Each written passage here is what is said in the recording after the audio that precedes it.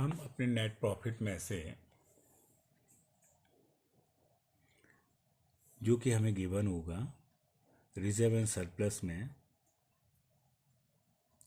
Current year minus previous year profit करके हम वो प्रॉफिट फाइंड कर लेते हैं जिस प्रॉफिट में हमने अप्रोप्रिएशन कर दी है, यानी हमने इस प्रॉफिट को कुछ डिस्ट्रीब्यूट भी कर दिया है।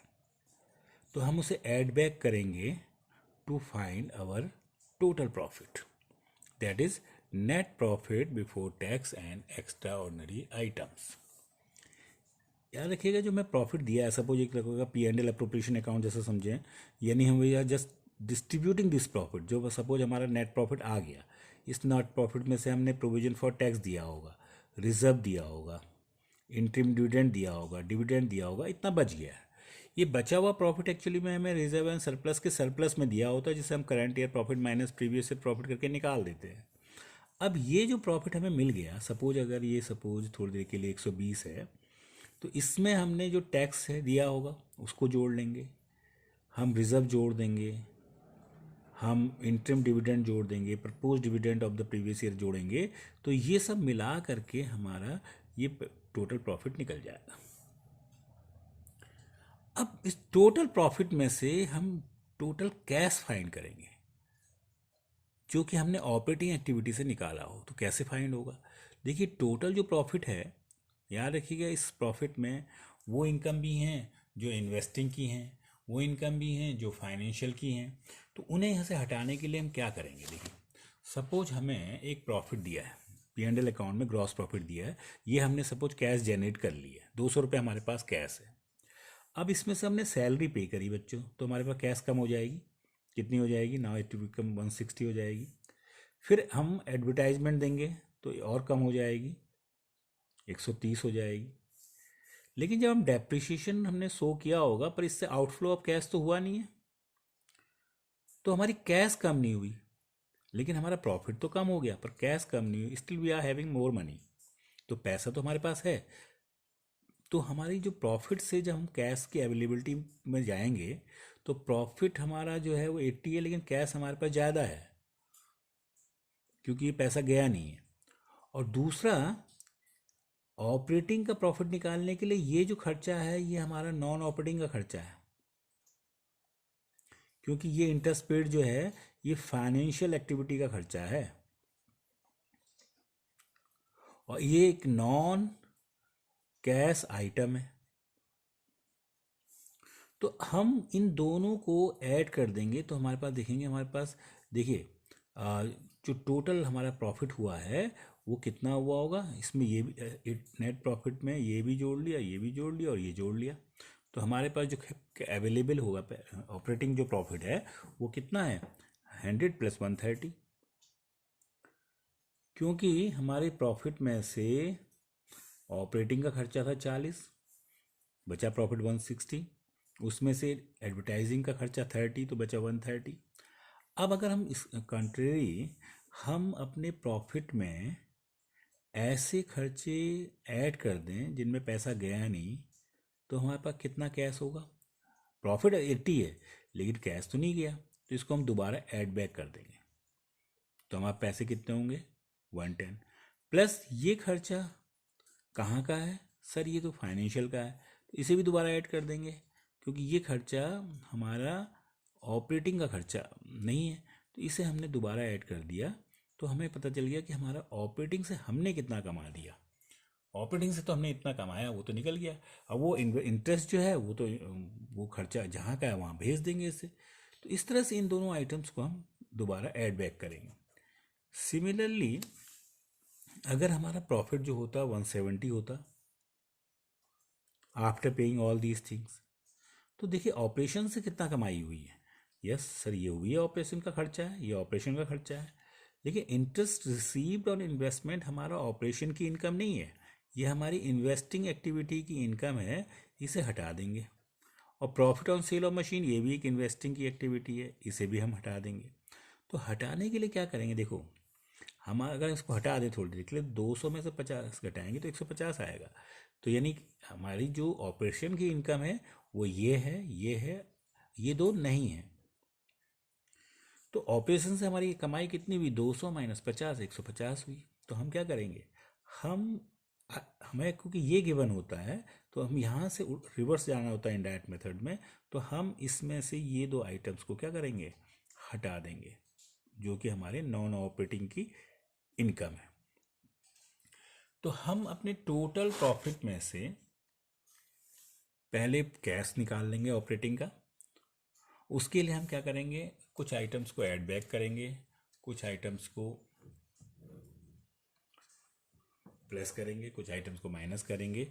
अब माइनस किसको कर रहे हैं, जिनमें कैश का आउटफ्लो नहीं हो रहा या जो हमारे इन्वेस्टिंग या फाइनेंशियल से रिलेटेड है।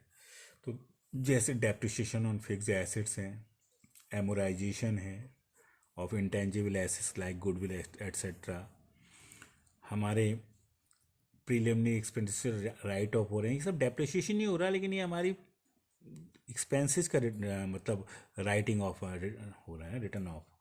प्रीलिमिनरी एक्सपेंसेस का रिडम्पशन हो रहा है, loss on sale of fixed assets है, इन्वेस्टिंग का है, interest paid on short term investing का है।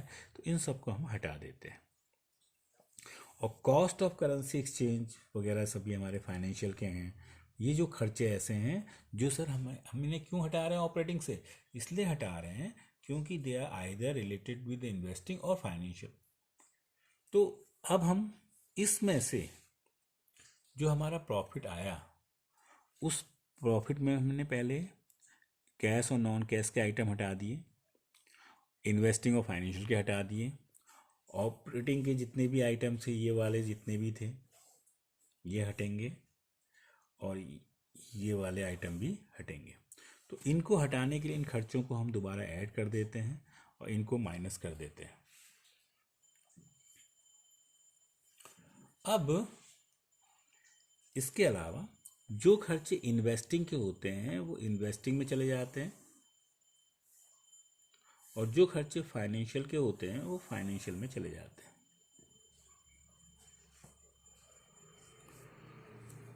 अब जैसे इन्वेस्टिंग के यहाँ से हटाए हमने, तो इन्वेस्टिंग की जो हमारे इनकम या एक्सपेंसेस हैं, तो बेसिकली इसमें इनकम होती हैं like interest received, dividend received, rent received, और जो फाइनेंशियल के आइटम्स हैं, फाइनेंशियल के खर्चे क्या हैं वो हटा के यहाँ लाएंगे हम। फाइनेंशियल के खर्चे हैं हमारे जैसे कि इंटरेस्ट पेड, पैसा जा रहा है माइनस हो जाएगा, डिविडेंड पेड, और इसके अलावा कोई अदर खर्चे होंगे तो वो भी आ जाएंगे। अब हमने अभी तक प्रॉफिट में से कुछ चीज़ें हटा दी हैं और कुछ चीज़ दोबारा ऐड बैक करी हैं। तो जिनमें हमारे पैसे नहीं गए उनको हमने ऐड बैक कर दिया, क्योंकि उससे हमारे ऑपरेटिंग का जो कैश जनरेशन हुआ वो ज़्यादा हुआ है। इसके बाद हमने इन्वेस्टिंग के खर्चों को इन्वेस्टिंग में भेज दिया, फाइनेंशियल के फाइनेंशियल में भेज दिया। लेकिन इसके अलावा भी कुछ ऐसे आइटम्स होते हैं जिनमें पैसा आता जाता है, वो होते हैं हमारे जैसे मशीनरी है, मशीनरी हमारी 4 से 6 लाख हो गई, तो परचेज के आइटम,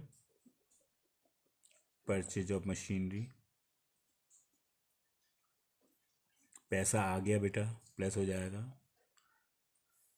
इन्वेस्टमेंट हमारे 2 लाख से जीरो हो गए, इसका मतलब बेच दिए बच्चों, सेल ऑफ इन्वेस्टमेंट चला गया, माइनस हो जाएगा।